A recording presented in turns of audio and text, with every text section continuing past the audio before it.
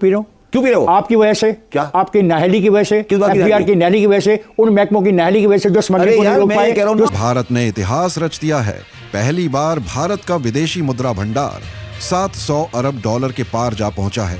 RBI के data के मुताबिक 27 सितंबर 2024 को खत्म हुए सप्ताह में 12.588 बिलियन डॉलर के उछाल के साथ foreign currency reserve 704.885 billion dollar के लेवल पर जा पहुंचा है। हेलो गाइस, कैसे हैं आप सब लोग? उम्मीद करता हूं बिल्कुल ठीक ठाक फर्स्ट क्लास होंगे।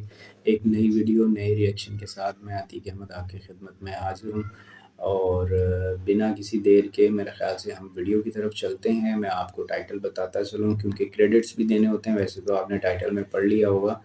वीडियो का टाइटल है India surpasses $700 billion in foreign reserves, fourth largest global economy, पाक मीडिया ऑन इंडिया। तो देखते हैं कि इंडिया के इस तरक्की पे पाकिस्तान मीडिया का या पाकिस्तानी अवाम का क्या रिएक्शन है। और ये वीडियो ली गई है दी डॉन चैनल से। ओरिजिनल वीडियो का लिंक आपको नीचे डिस्क्रिप्शन में मिल जाएगा। वो चैनल भी ज़रूर चेक कीजिएगा, मेरा चैनल भी ज़रूर आप चेक भी कीजिएगा, सब्सक्राइब भी कीजिएगा और वीडियो को लाइक भी कर दीजिएगा। तो चलें बिना किसी देर के हम चलते हैं वीडियो की तरफ और फिर उसके बाद स्टार्ट करेंगे reaction. Let's start. Forex reserve India के हो गए हैं, क्रॉस कर गए हैं $700 बिलियन।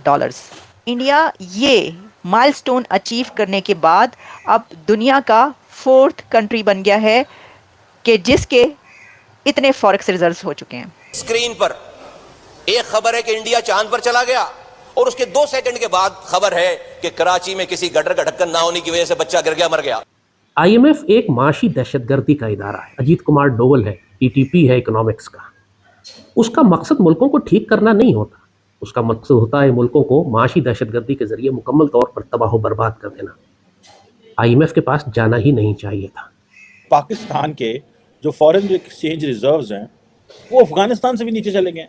ये बीमार इदारे मिलकर 2.5 खरब रुपए का नुकसान पहुंचा रहे हैं। इतने पैसे तो शायद कभी ख्वाब में भी ना देखे हों। मुस्तहक अवाम का खून निचोड़कर इदारों को सिराब किया जाता है जिसका नाम बेल आउट पैकेज है। तो बहुत बात की बात है यार। तो मुझे ये बता दो कि तुम मिनरल वाटर का इंपोर्टेड ब्रांड क्यों पी रहे हो? क्यों पी रहा हूँ? क्यों पी रहे हो? आपकी वजह से। क्या? आपकी नाहली की वजह से, किस बात की एफबीआर की नाहली की वजह से, उन महकमों की नाहली की वजह से जो स्मगलिंग को नहीं रोक पाए, जो दुकानों से इसको नहीं उठा सके, उन पे पर्चे नहीं कर सके, उनको चलान नहीं कर सके, गिरफ्तार नहीं कर सके। सर मेरा आपको अल्लाह ना करे वो नौबत आए कि वापसी ही मुमकिन न रहे और हम तकरीबन वहां पहुंच गए हैं जहां ये रिवर्स हो नहीं सकता। ये पागलपन की आखिरी इंतहा है।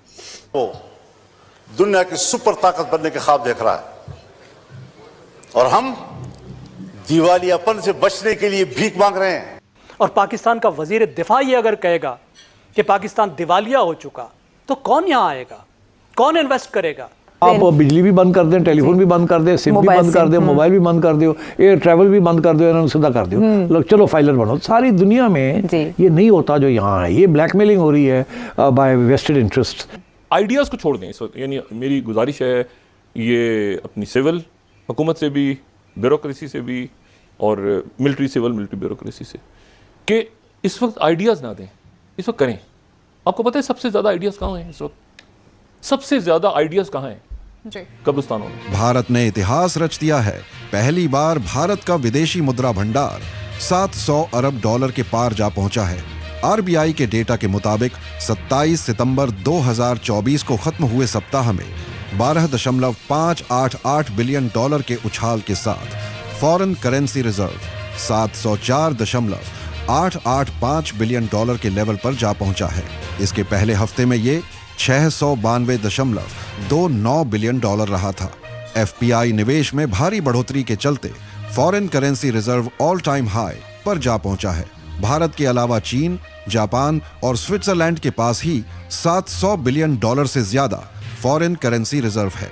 साल 2024 में आरबीआई के फॉरेन एक्सचेंज रिजर्व में 80 बिलियन डॉलर से ज्यादा का इजाफा देखने को मिला है। सोने के दामों में जोरदार उछाल के बाद आरबीआई के गोल्ड रिजर्व के वैल्यूएशन में बढ़ोतरी आई है और ये 2.184 बिलियन डॉलर बढ़कर 657.96 बिलियन डॉलर के लेवल पर आ गया है। एसडीआर 308 मिलियन डॉलर की बढ़ोतरी के साथ 18.54 बिलियन डॉलर रहा है। ब्लूमबर्ग की रिपोर्ट के मुताबिक बैंक ऑफ अमेरिका ने कहा है कि मार्च 2026 तक भारत का विदेशी मुद्रा भंडार बढ़कर 746 अरब डॉलर हो जाएगा, जिससे आरबीआई को रुपये में कमजोरी को थामने में मदद मिलेगी। रिपोर्ट के मुताबिक दूसरे इमर्जिंग मार्केट्स के मुकाबले भारत के पास पर्याप्त फॉरेन करेंसी का रिजर्व उपलब्ध है। विदेशी मुद्रा भंडार रखने के मामले में भारत दुनिया का चौथा सबसे बड़ा मुल्क है। चलिए दोस्तों, अब जानते हैं कि पाकिस्तानी मीडिया का इस बारे में क्या कहना है। बड़ी डेवलपमेंट है। इंडिया को एक और ऑनर हासिल हो गया, एक और एजाज मिल गया है भारत को, और वो ये एजाज है, ये ऑनर इंडिया ने अब अचीव कर लिया है एक और milestone. For the first time in history of Bharat ये माइलस्टोन अचीव किया है इंडियन गवर्नमेंट ने कि फॉरेक्स रिजर्व इंडिया के हो गए हैं, क्रॉस कर गए हैं 700 billion dollars. This is big achievement and this is big jump जो इंडिया ने लगाई है, और इसके अंदर 12 बिलियन डॉलर्स कुछ वीक्स के अंदर ज़्यादा हुए हैं। पहले तो आप ये बात समझ लें कि 1991 में, यानी आप समझ लें 90s के डेकेड में, इंडिया की वो हालत थी कि खाने को रोटी नहीं थी और पहनने को कपड़ा नहीं था, और बेतहाशा गुर्बत थी, बहुत ज़्यादा पॉवर्टी थी। वो अभी तक लोग जो है ना, पाकिस्तान के बहुत सारे लोग और ये समझते हैं कि वो वहीं पर हैं, उसी 90s में रह गए, कहते हैं बड़ी पॉवर्टी है, बड़ी गुर्बत है। पाइन जाके तो देखिए आप ज़रा उधर कहाँ पर पहुँच गया है, उन्होंने कितने मिलियंस को अपलिफ्ट किया गुर्बत से। एनीवेज वो तो एक अलग कहानी है, लेकिन 1990s के डेकेड में वो इंडिया के जो खाने को, पीने को, पहनने को तरसता था, उसके जो है बड़ा IMF के प्रोग्राम में था। अब देखें वो कहाँ पर पहुँच चुका है। ये माइलस्टोन भारत ने पहली बार हासिल किया है। 700 बिलियन डॉलर्स कोई कम बात नहीं होती है भाई। जो गोल्ड रिजर्व्स हैं वो 65 बिलियन डॉलर्स हैं इंडिया के पास, यानी डॉलर्स तो है ना, बाकी क्या होते हैं फॉरेन एक्सचेंज रिजर्व्स में आपके पास डॉलर्स, यूरोज, जो बड़ी सुपर पावर्स की करेंसी है दुनिया में, जो करेंसी सबसे ज़्यादा चलती है वो करेंसी हो सकती है। गोल्ड होता है, शायद सिल्वर भी होता हो, कुछ इस तरह की, यानी जो भी आपके ख़जाने होते हैं आपके पास वो। तो ये एक ऐसी खबर है जिसे पता चलता है, देखिए उनकी मेहनत भी बहुत ज़्यादा हार्ड वर्क कर रहे हैं वो, और हमें डेली बेसिस पे जो खबरें आती हैं कैसी एग्रीमेंट्स उनके हो रहे हैं, दुनिया में क्या क्या बड़े से बड़ा एग्रीमेंट हो रहा है, प्रोग्रेस जो है वो कमाल की उनकी जा रही है, पीक पर उनकी प्रोग्रेस है इंडिया वालों की। अच्छा, दूसरी तरफ पीक पर क्या है? प्रोटेस्ट। एक तरफ प्रोग्रेस पीक पर है, दूसरी तरफ प्रोटेस्ट पीक पर है। अब ज़रा थोड़ा सा हम कंपैरिजन कर लें ज़रा इसके ऊपर, ज़रूरी होता है ना, आपको पता है। अब देखें शहबाज शरीफ साहब क्या सोच रहे होंगे ये सुन के, देख रहे होंगे कि देखें कहाँ पर पहुँच गए, और साथ में सोच रहे होंगे हम कहाँ पर पहुँच गए। देखो मैं इतना मुश्किल से नाक रगड़ रगड़ के ज़मीन पर लकीरें निकाल कर नाक से IMF के सामने भीख मांग के कशकोल लेकर गया, भीख मांग मांग के मैंने IMF का पैसा लिया, तो यहाँ पे सड़कें ही ब्लॉक है, यहाँ पे बिजनेस ही बंद हुआ पड़ा है, मैं कितने जावा, मैं की करा, यही नहीं सोच रहे वो, यही सोच रहे होंगे, यही देख रहे हैं। तो देखिए जो हाँ पाकिस्तान में क्या चल रहा है, ऐसा प्रोटेस्ट गली गली, सड़क सड़क, हर जगह, सुबह सुबह, चौक चौक, मतलब कोई भी जगह ले लें यहाँ पे प्रोटेस्ट ना हो रहा हो, काफिले पहुंच रहे हैं, कॉन्वॉय निकल रहे हैं, वो तो लगता है फेस्टिवल हो रहा है। इधर ना इन कंट्रीज में, अमेरिका में वो फेस्टिवल होते हैं इस तरह, ठीक फेस्टिवल हो रहा है, हाई स्ट्रीट पर जो है वो कोई वो लगा हुआ है, वो लगा हुआ उधर, जिस तरह लोग आ रहे थे ना, जोक दर जोक, कोई मेला देखने, तो मेला उत्थे मेला जड़ा होता है, मेला देखना आई, वो जो अबरारुल हक का गाना है, वो वहाँ पे मेला होता है, वो वाला प्रोटेस्ट जो है मेला। अब देखें जो मारा मारी और जो हो रहा है, मैं आपको बता रही हूँ ये हालात जो है ना, ये रुकने के नहीं लग रहे। जो इस वक्त पाकिस्तान में सारा क्राइसिस, सारी प्रॉब्लम, सारा फसाद, जिसको मैं साफ कहूँगा जो इकोनॉमिक टेररिज्म पाकिस्तान के ख़िलाफ़ हो रहा है, जो माशी दहशतगर्दी हो रही है, वो वैसे ही है कि जैसे आप पाकिस्तान की सिक्योरिटी को अजीत कुमार डोवल या TTP के हवाले कर दें। पाकिस्तान की सारी इकोनॉमिक्स इस वक्त दो इदारे कंट्रोल कर रहे हैं, एक IMF, दूसरा वर्ल्ड इकोनॉमिक फोरम। आपने टेक्निकली पाकिस्तान के स्टेट बैंक को IMF का एक डिपार्टमेंट बना दिया, और वो IMF जिसको गोविंदा गोपीनाथ, क्या वो हिंदू औरत है, और बाकी सारे के सारे पीछे यहूदी और हिंदू जो बैठे हुए हैं IMF में, आपके ख्याल में वो इस इदारे को इस्तेमाल करके पाकिस्तान की माशी तरक्की करेंगे या पाकिस्तान को माशी दहशतगर्दी के जरिए तबाह और बर्बाद करेंगे? और फिर दूसरा, आपको स्टेट बैंक वापस लेना है, जो इमरान ने कवानीन बनाए थे उनको रिवर्स करें, स्टेट बैंक वापस रियासत पाकिस्तान के कंट्रोल में आना ज़रूरी है और लाजिम है। ये हमारा बैंक है, कायद आज़म का बनाया हुआ बैंक है, इसको हम स्टेट बैंक के हवाले नहीं कर सकते। ऐसे ही जैसे पाकिस्तान आर्मी को और पाकिस्तान एयरफोर्स को आप इंडियंस के हवाले कर दें, आप कैसे कर सकते हैं? How can you do that? आपको सख्ती करनी पड़ेगी, आपको इंटरनेशनल प्रेशर बर्दाश्त करना पड़ेगा, वरना मुल्क में बगावत हो जाएगी। चॉइस आपके सामने, जो मर्जी कर ले। ज़ाहिर है अंदर जब इकोनॉमिक कोलैप्स होगा और सिविल अनरेस्ट होगा और सिविल वॉर होगा, तो ये तो इंडिया को इन्वाइट करने वाली बात है, वो तो मौके की तलाश में। फिर क्या करेंगे? फिर तो मार्शल लॉ ही लगेगा। क्या करें यार, क्या बोलें अब। ऊपर के लेवल की कहानी है, ऊपर के लेवल के हिसाब किताब हैं, ऊपर के लेवल की डील्स हैं। देख के चीज़ों को सोच के दुख हमें भी बहुत ज़्यादा होता है। और दूसरी चीज़ ये कि काम शहरी होने के नाते हमें इस चीज़ की खुशी भी होती है कि चलो हम ना सही, हमारा हमसाया तो जो है वो संभल गया या वो स्टेबल हो गया। हाँ, 80s 90s में थोड़ा हम भी सुनते थे कि माहौल ठीक नहीं है इंडिया का ना, फाइनेंशियल कंडीशंस के हवाले से। और हमारी उल्टी कहानी थी कि हम 70s 80s तक बिल्कुल पीक पे सही चल रहे थे। बस फिर बीच में कुछ लोग ऐसे आए, कुछ मामलात ऐसे हुए कि अब मैं ज़्यादा डिटेल से बात नहीं करूँगा, वरना वो फिर नेगेटिव वे में चीज़ चली जाएगी, जो कि अच्छी बात भी नहीं है और पॉलिसीज़ भी अलाउ नहीं करती।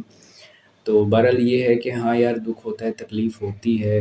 हम आम शहरी होने के नाते मैं अपनी फीलिंग बता रहा हूँ कि मतलब ये सारी चीज़ें फ़ेस करके, टैक्सेस और कर्ज़ और पॉवर्टी, इन्फ्लेशन, ये सारी चीज़ें देखते हुए ना, तो एक अंदर से तकलीफ़ होती है कि यार ये क्यों चल रहा है, ये क्या चल रहा है, ये कब तक चलेगा, ये कैसे ख़त्म होगा।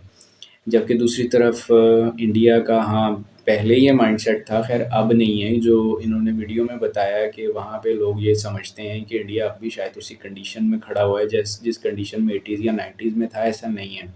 मैं तो खैर रिएक्शन कर रहा हूँ, मैं तो अपडेट रहता हूँ, मुझे चीज़ें पता चलती रहती हैं, लेकिन आम तौर पे भी आम लोग भी यहाँ पाकिस्तान में ऐसा नहीं समझते। मतलब हम जानते हैं कि हमारा पड़ोसी मुल्क जो है वो तरक्की कर रहा है, वो कहाँ तक पहुँचा हुआ है, उसकी क्या कैपेसिटी हो गई है, उसका कितना जो है वो स्टेबल हो चुका है। तो खैर दुआ है यार, दुआ ही कर सकते हैं कि एक दिन ऐसा आए कि जो है वो हम भी स्टेबल हों, हम भी आप लोगों के साथ कंधे से कंधा मिला के चलें। और सबसे बड़ी दुआ ये है कि यार, एक अगर मैं पॉजिटिव रिव्यू दूँ ना अपना, तो मेरी ये मतलब रिक्वेस्ट भी है, दुआ भी है कि हम इतने अच्छे पड़ोसी बने कि ये जो बीच की ये जो बातें और चपकलिशें हैं ना, ये ख़त्म होने के बाद हम इस तरीके से होके और इस तरह ट्रेड करें कि सारी दुनिया देखती रह जाए। ये जो मोनोपोली है ना पूरी दुनिया पे 2-3 कंट्रीज़ की, इसको तोड़ने के लिए ये सबसे ज़्यादा ज़रूरी है। और मेरा ख़्याल यही नहीं चाह रहे, जिसकी वजह से जो है ये सारी ख़ित्ते में हमारे मसले मसाइल चल रहे हैं। वरना कई दफ़ा एक प्रोजेक्ट है, जिस प्रोजेक्ट पे बात होती है, जो अफ़गान ट्रेड के हवाले से एक प्रोजेक्ट जो था वो प्रपोज़ था, लेकिन उस पे अभी कोई बातचीत नहीं हो रही, कोई बन नहीं रहा कि जो यहाँ से पाकिस्तान से होते हुए रोड और रेलवे लाइन गुजरेगी इंडिया के लिए, इंडिया से अफ़गानिस्तान। तो बहुत अच्छा प्रोजेक्ट है, इंडिया से ईरान के लिए भी, इंडिया से अफ़गानिस्तान के लिए भी बहुत अच्छा प्रोजेक्ट है। बड़ी तरक्की आ सकती है, बड़ा बूम आ सकता है, लेकिन बस अंदर की कहानी है, अब उसमें हम क्या बोल सकते हैं या क्या कर सकते हैं। तो खैर दुआ ही है, और इस रिएक्शन को हम यहीं तक रखेंगे। नेक्स्ट किसी वीडियो में नए रिएक्शन के साथ आपसे मुलाकात होगी। तब तक अपना बहुत सारा ख्याल रखें। Bye bye.